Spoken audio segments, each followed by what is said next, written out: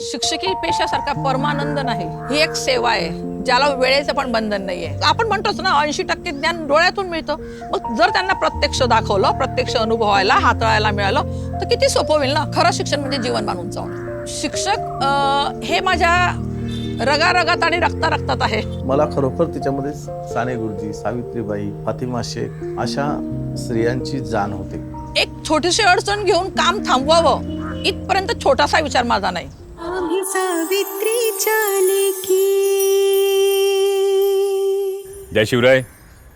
शिक्षण म्हणजे केवळ पुस्तकातलं ज्ञान नाही, तर ती आयुष्य समजून घेण्याची प्रक्रिया आहे. कधी वर्गात, कधी शेतात, तर कधी मातीच्या चाकाजवळ.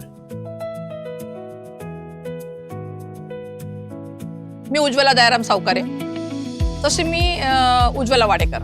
माझा खरा मूळ मुद्दा आहे, मी एक शिक्षिका आहे आणि जो मी मनापासून आणि सहृदयाने स्वीकारलेला आहे. माझ्या आजी, माझी आई आणि मी, आम्ही तिघींनी एकाच डीएड कॉलेजला, अध्यापिका विद्यालय जळगाव इथे तिघींनी एकाच वेळेस डीएड केलेलं आहे. माझे आजोबा एडीआय म्हणून रिटायर झालेले, आई एडीआय म्हणून रिटायर झालेली, वडील मुख्याध्यापक होते आणि बाकी मामा मावशा सगळ्या शिक्षकच पेशात आहेत. मला मुलांमध्ये राहायला, मुलांमध्ये रमायला, त्यांच्यात खेळायला, बागडायला, उड्या मारायला खूप आवडतं. हाच माझा खरं म्हणजे मुख्य हेतू आहे आणि गेल्या 31 वर्षांपासून मी त्यातच रममाण झालेली आहे. गेल्या 25-30 वर्षांपासून एक शिक्षिका आपल्या विद्यार्थ्यांना फक्त पुस्तकातले धडे शिकवत नाही, तर आयुष्य समजावतं. उज्ज्वला मॅडमनी वर्गखोलीच्या 4 भिंतीतून शिक्षण बाहेर आणलं.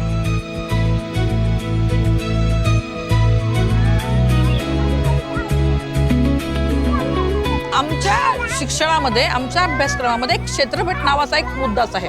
तर त्यात असतं की साधारणतः महिन्याला आपण गावाच्या परिसरामध्ये, मंदिरामध्ये, डोंगरावर, किल्ल्यावर, एखाद्या टेकडीवर, झाडाखाली नेलं पाहिजे, जी रवींद्रनाथांची शाळा भरायची.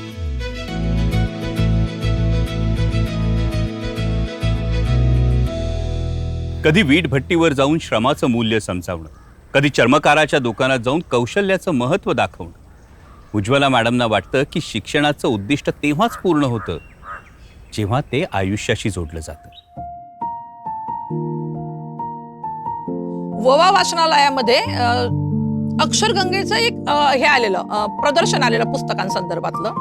तर ते ववा वाचनालयातल्या प्रदर्शनाला मी शिरसोलीच्या शाळेत असताना अवघी 50 मुलं 2 गाड्या करून घेऊन गेले होते की त्या पुस्तकांची वेगवेगळ्या पद्धतीने केलेली रचना, त्यांची वेगवेगळी केलेली मांडणी, त्यांचे मुखपृष्ठ, त्यांचं दिग्दर्शक कोण, त्यांचं प्रकाशक कोण, त्यांची निर्मिती कोणी केली, हे पुस्तक कधी छापलं गेलं, पहिली आवृत्ती कधी आली, हे सगळं दाखवताना मला खूप आनंद होत होता.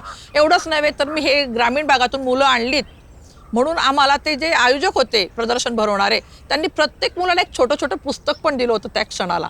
आणि त्या पुस्तकापासून माझी मुलं पुस्तक जमा करायला, कलेक्शन करायला शिकली होती. तो उपक्रम मी आज तागायत प्रत्येक बॅचला करते. तिथूनच ही सुरुवात झाली.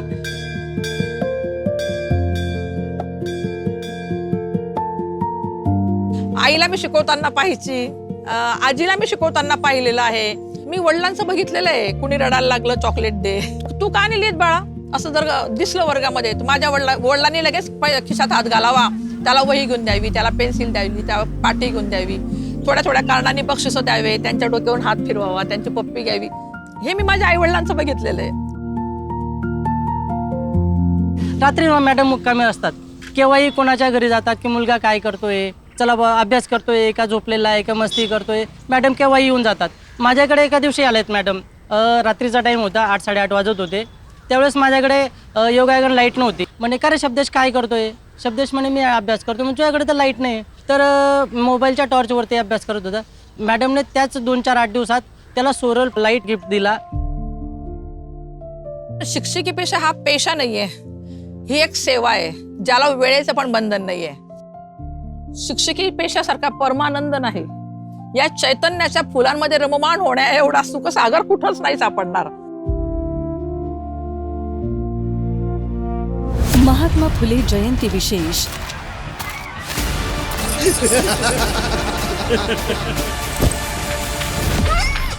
काय झालं?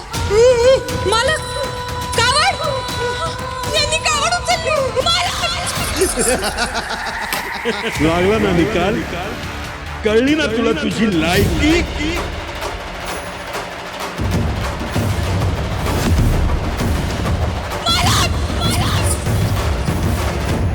सावित्री ही परीक्षा अव्वल गुणांनी पास झाली. मला खात्री होतीच माझा नवरा जिंकणार. 11 एप्रिल संध्याकाळी 7:30 वाजता स्टार प्रवाहवर. आज त्या त्यांच्या विद्यार्थ्यांना घेऊन चालल्यात एका वेगळ्या वर्गात, जिथं फळं नाही, माती आहे आणि शिक्षक आहे एक कुंभार. तर प्रत्येक जण एखाद्या कोणत्या तरी व्यवसायाशी कशा तरी संबंधित असतो. मग तेच फक्त मी हेरते आणि त्या ठिकाणी आम्ही जातो.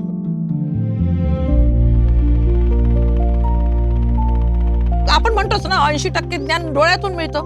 मग जर त्यांना प्रत्यक्ष दाखवलं, प्रत्यक्ष अनुभवायला, हाताळायला मिळालं तर किती सोपं होईल ना.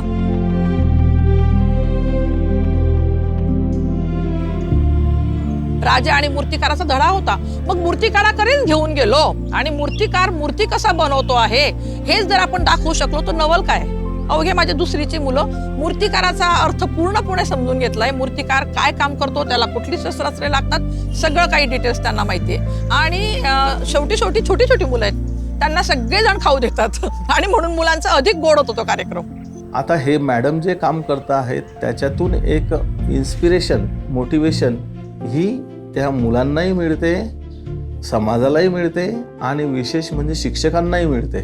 बऱ्याच अशा शिक्षकांचे मॅडमला स्वतः फोन आले की madam you are doing very best आणि तुमच्यासारखं काम आम्ही आमच्या वर्गात करायला लागलो. आणि असं वाटतं की आपण जे करतोय ते योग्य दिशेने सुरू आहे. ही आहे जीवनाची प्रयोगशाळा, जिथं मुलं पाहतात, समजून घेतात आणि मग शिकतात. मी मुलांना नेण्याच्या आधी एक फॉर्म भरून घेते की पालकांचा, की मी माझं पूर्ण सहमत आहे की माझ्या पाल्याला मॅडमांनी घेऊन जावं आणि त्याला शिक्षणाचे धडे मिळावेत. माझ्या घरातल्या संस्कारातून मला पूर्णपणे माहीत आहे, वडिलांच्या संस्कारातून, की आपल्या मेहनतीचा, आपल्या कमाईतला 10% हिस्सा समाजासाठी असावा, दुसऱ्यांसाठी असावा.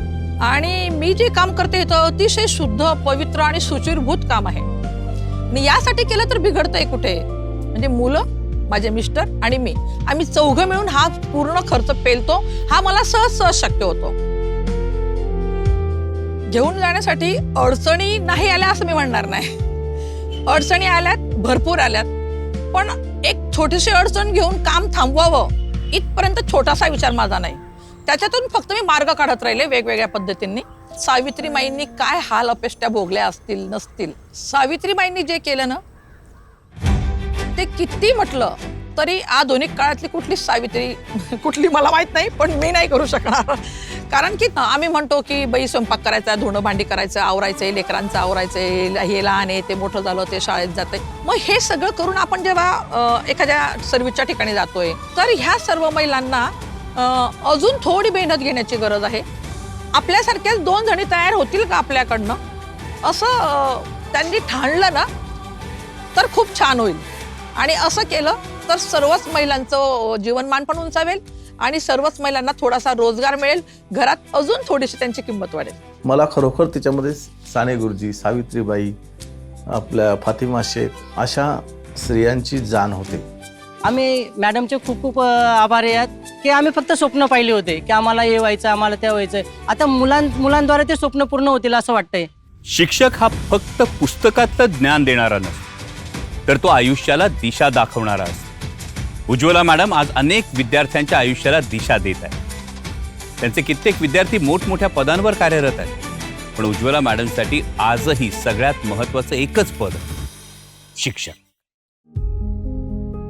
खरं शिक्षण म्हणजे जीवनमान उंचावणे. तुम्ही डिग्री घ्या, हे सर्व काही करा, त्यासोबत तुम्ही माणूस बना. मी माझ्या लहान मुलांना काय होमवर्क देते, आज घरी जाऊन ना आईचं डोकं चपून द्या. बाबा कामावून आले, त्यांना पाण्याचा ग्लास द्या, त्यांना त्यांची पप्पी घ्या. मी मुलांना सांगते, त्यांना पप्पी घ्या, त्यांना हक करा, त्यांचे पाय चपून द्या. हा माझा होमवर्क असतो सर. याची खूप गरज आहे. आणि असं काही वेगळं केल्याशिवाय आपल्याला रिझल्ट नाही मिळणार. की माझ्यासाठी रोजच तारीख 5/7/95 असते. 5/7/95 इन द सेन्स ती माझी सर्व्हिसला जॉईनिंग तारीख आहे. त्या दिवशी मी जेवढी उत्साही होते तोच उत्साह माझ्यामध्ये आजही आहे. माझे बरेच विद्यार्थी जॉब करतात. काही विद्यार्थिनी प्राध्यापिका आहेत. इंजिनिअरिंग तर भरपूर जणांनी केलेलं आहे. काही पोलीस खात्यात आहे. परवालाच माझी एक विद्यार्थिनी वन खात्यात जॉबला लागली. एक 15 दिवसांपूर्वी नितीन बारी नावाचा शिरसोलीचा विद्यार्थी क्लास 2 ऑफिसर झाला आहे.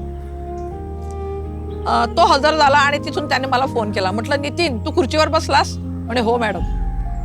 त्या क्षणी माझे डोळे पाण्याने भरले. अजून कुठला आनंद हवाय?